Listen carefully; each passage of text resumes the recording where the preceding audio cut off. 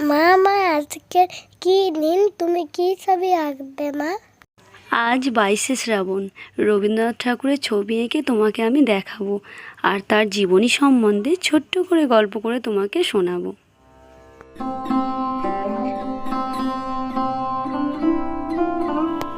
রবীন্দ্রনাথ ঠাকুর কলকাতার জোড়াসাঁকো ঠাকুর বাড়িতে 25শে বৈশাখ 1268 বঙ্গাব্দে জন্মগ্রহণ করেছিলেন।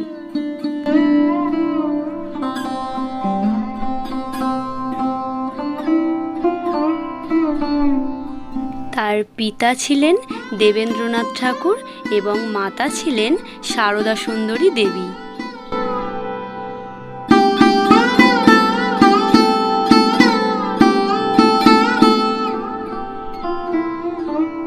ছোট্ট বয়স থেকেই তিনি কবিতা লেখা শুরু করেছিলেন। ভারতের জাতীয় সঙ্গীত জনগণ মন এবং বাংলাদেশের জাতীয় সঙ্গীত আমার সোনার বাংলা, এগুলো ওনারই লেখা।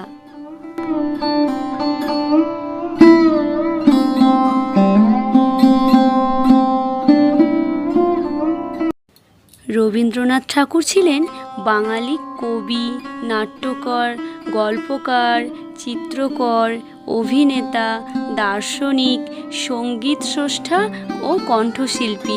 তাকে বাংলা ভাষায় সর্বশ্রেষ্ঠ সাহিত্যিক মনে করা হয়।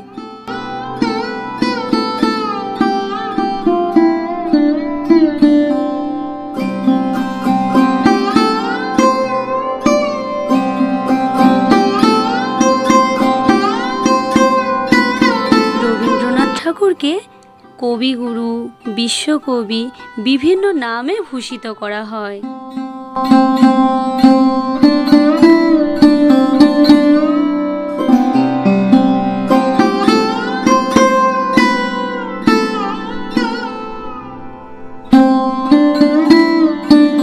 তুমি এখন রবীন্দ্রনাথের যে ছড়াগুলো পড়বে, তালগাছ, আমাদের ছোট নদী, ছুটি, মাঝি, হাট, তারপরে আর একটু বড় হলে পড়বে যে গল্পগুলো কাবুলিওয়ালা, গুপ্তধন, বলাই, পোস্টমাস্টার।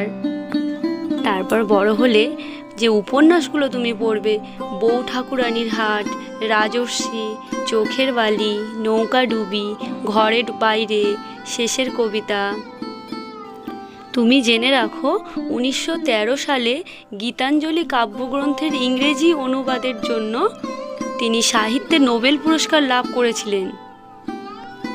তিনি মৃত্যুবরণ করেন জোড়াসাঁকোর ঠাকুর বাড়িতে 22শে শ্রাবণ 1348 বঙ্গাব্দে।